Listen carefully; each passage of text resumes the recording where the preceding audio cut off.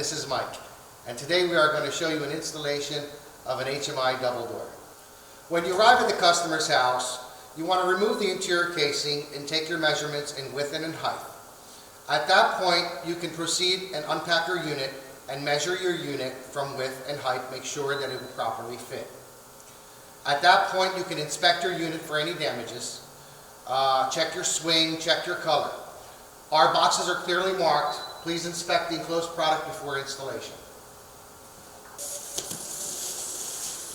On our box it is marked, please inspect the enclosed product before installation. Before removing all door, check for the following. Measure both existing and new doors. Check hinge side swing. Inspect the door thoroughly. If any factory defect is detected, the product must be returned in this box to process claim. Once you have checked that everything is in order, you have your locks, you have your brick molds, you have your casings, everything is included, then you can proceed and remove the customer's door. Make sure you remove all nails, screws, and fasteners, remove the unit, clean the opening, and prepare for the new door. We have a display here to install our double door on, and the first thing you want to do is check the level of the existing jambs. You want to make sure your studs are straight. If they are not, then you can shim accordingly when you put your unit in. Looks good.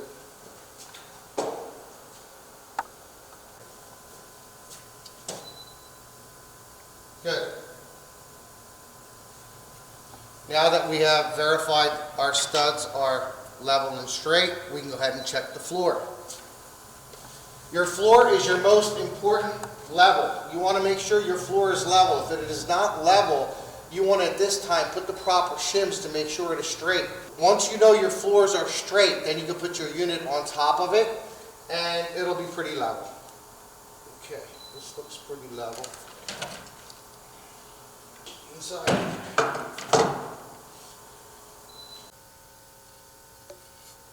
Okay, if your floor is not level, you could use a shim and put it on the side that is not level to make it level. Okay, like this. At HMI Doors, we do offer the self-adhesive foam threshold sealer. It is a peel and stick foam tape that we have already applied to the bottom of our floor here. Okay, you just peel it, stick it. Make sure you come up about 2 inches on each side, or 1.5 inches on each side to cover the side so there's no draft coming from the corner of the walls. Now we have ours down already. You can also put silicone caulking down at the bottom. Make sure you put 4 rows of caulking, or you can apply this foam tape. Now that you have removed the customer's door, you have prepped the threshold, you can bring your unit in, and we can proceed to remove the handles, and you want to make sure you remove this protective plate that's down at the bottom corner of the threshold.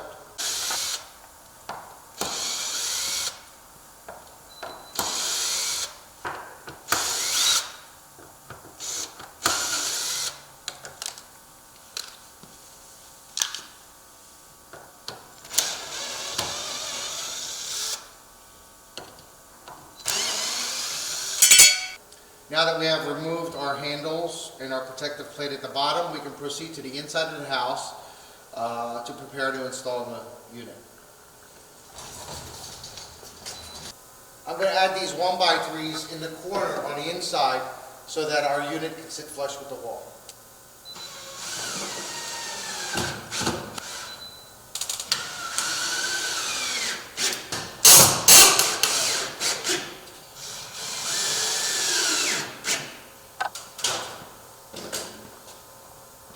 I have marked the center of our opening, top and bottom, with a pencil mark, and I also have marked the center of my unit, top and bottom. This way, when I put it in, I will be centered in the opening. Okay.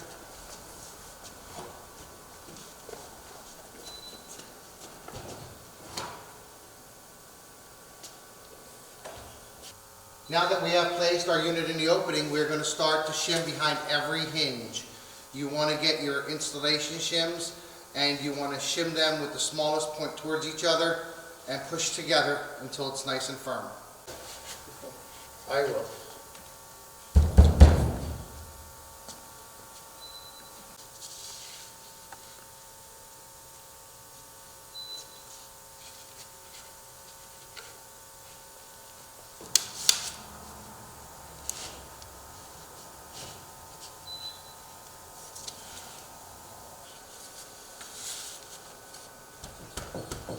Okay, now we have our shims behind every hinge.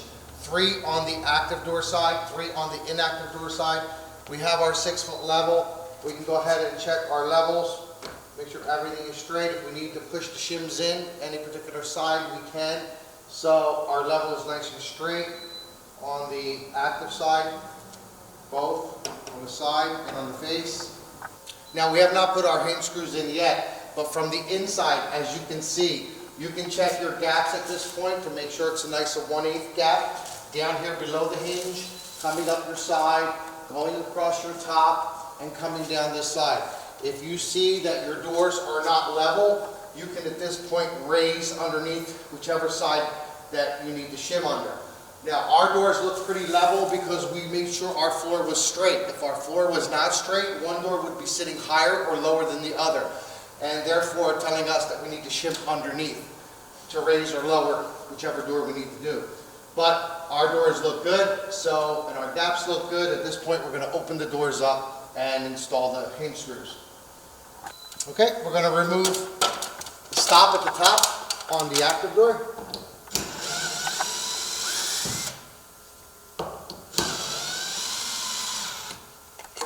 Okay, now we're going to remove the factory clip at the top and open the door and install our hinge screws.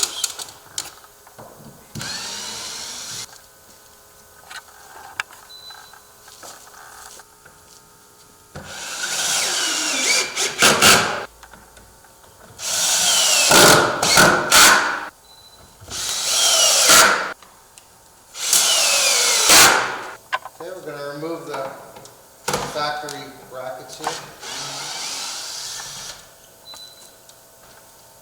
The inactive door.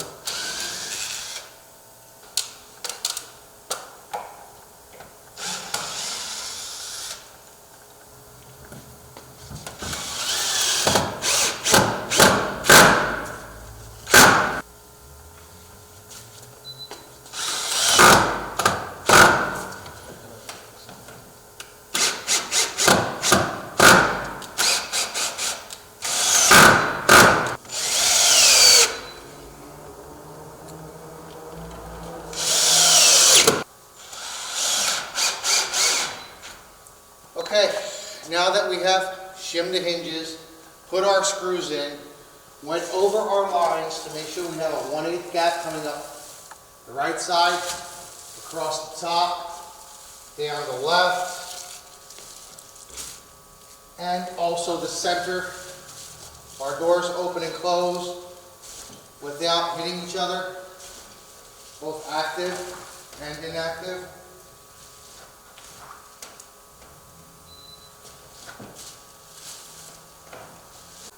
You can tell by looking at the bottom here how our sweep sits on top of the threshold on the active door and also the inactive door. Now we can proceed by removing the plastic covers, installing our locks, putting our outside brick molding on, putting our insulation in there and our interior casing, and then we'll be done.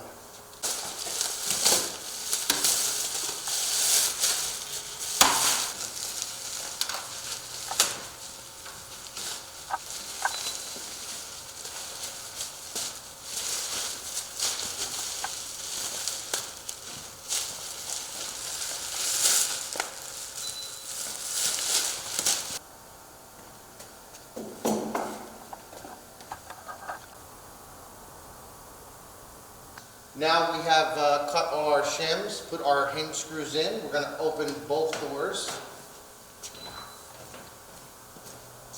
We are going to remove the riser bars. We're going to drill 3 holes, 6 holes together, and we're going to insert black wood screws in through the threshold to the subfloor.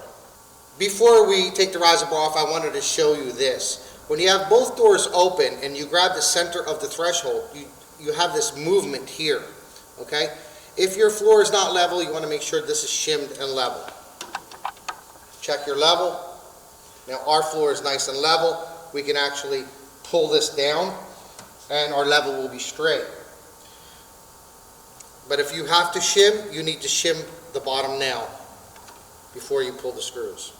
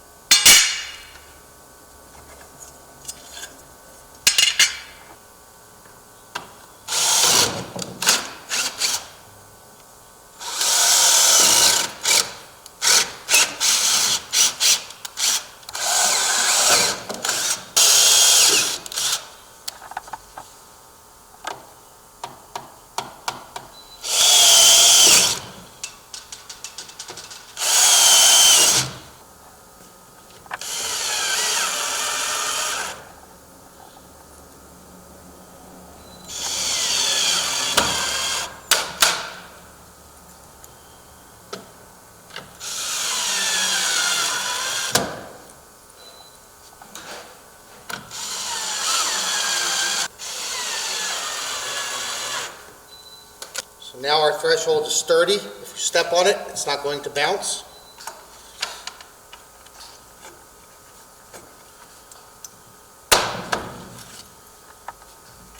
Put our riser bars back on.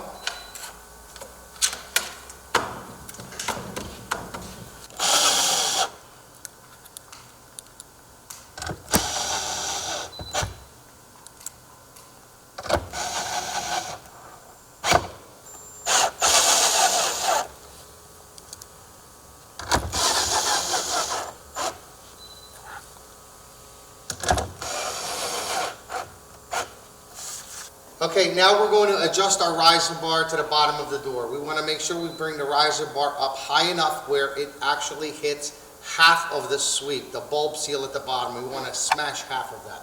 So we're going to close the door gently and we're going to watch the bulb seal, and we're going to adjust this riser bar up till we have a comfortable level there.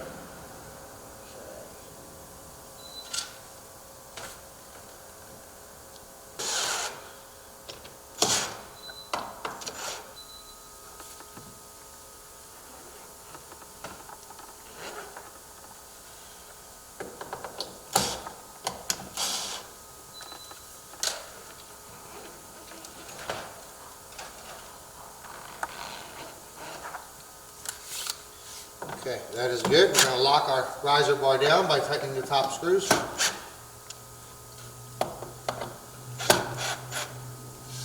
Now we can lock the inactive door in place, latch it. Now we can adjust our active side. Slowly close the door. Make sure that the riser bar hits the bulb seal. We can raise this.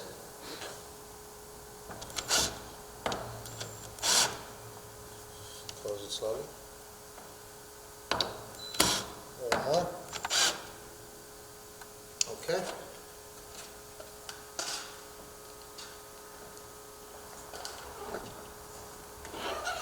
Okay. Now we have our riser bar adjusted. We want to open both doors again. They are just peel and stick. You want to put the thickest part in the back of the weather stripping. You want to pull your weather stripping forward. Stick it behind the weather stripping on top of the riser bar and just push. And you want to do this on both sides. Okay. Once you have done both sides, you want to also put one at the astragal bar. Pull the weather stripping forward, stick it from behind, and push. Our inactive door, since it has an astragal bar, does not need back sets. We are going to put the deadbolts and the nut. On our screwdriver, we do have this plastic tubing. This is to protect the lock against any scratches, so that when we're doing the screws for the handles, this doesn't scratch against the handle.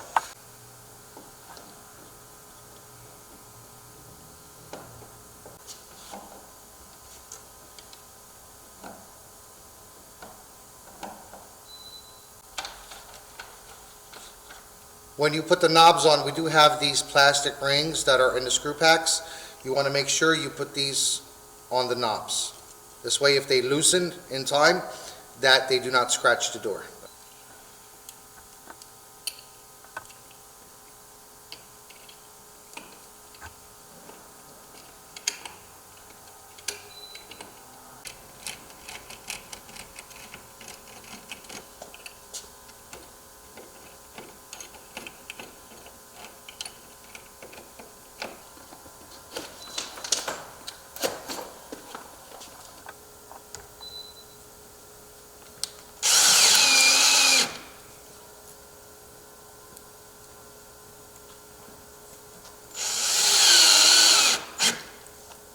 Now, on some of our doors, on our steel doors, we do have a T-strike that's in the center.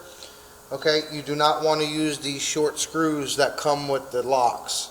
You want to use actually longer screws that come in the screw pack. This is for fiberglass doors. You can use these short screws.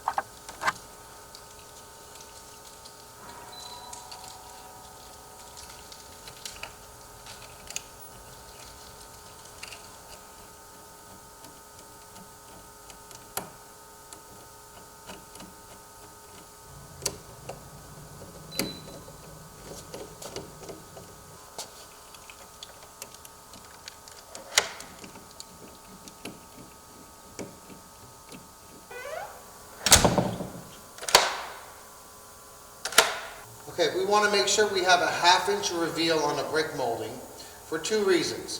Number 1, if we want to put sliding screens on this door, and number 2, if we want to add double storm doors later. We want to make sure we have a 1/2 inch reveal, mark 1/2 inch.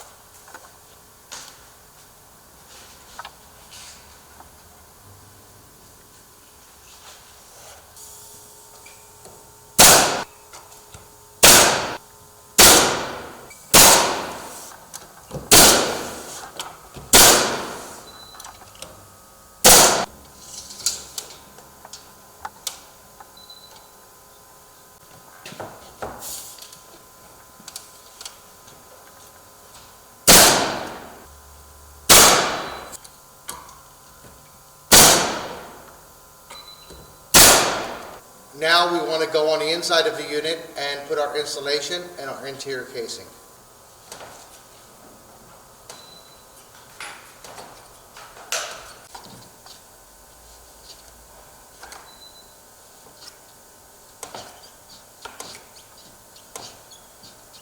Now we can put on our interior casing. Put it up against the hinge, just give it a little bit of space.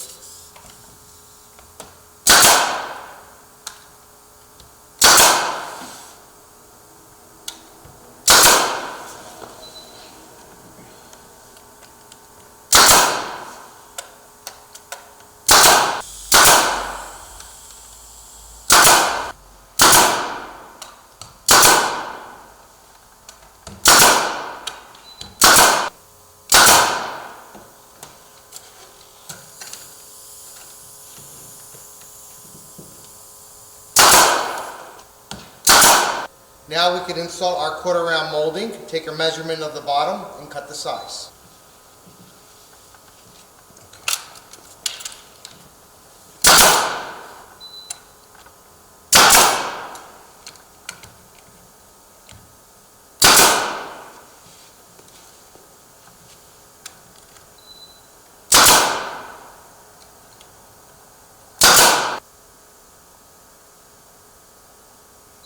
Okay, you want to take wood putty and you want to fill the holes inside and out, brick molding and interior casing wherever you have nailed with wood putty.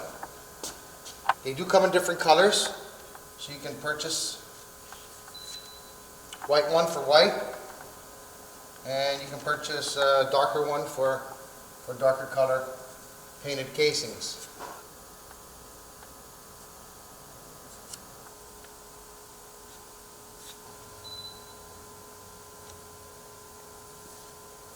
Now that you have puttied your nail holes inside and out, you can take your silicone caulk and you can caulk the inside and the outside. On the inside, you want to go around the exterior perimeter of the casing all the way around. You want to go across the top.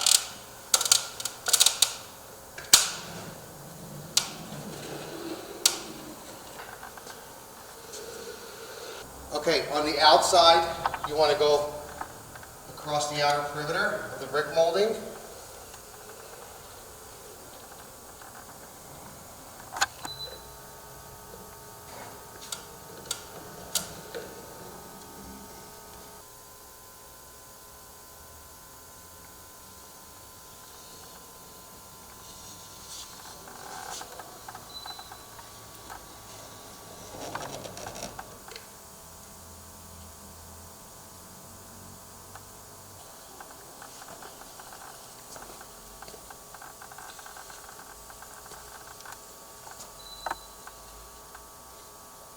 And now that completes your installation of an HMI double door. Thank you for watching.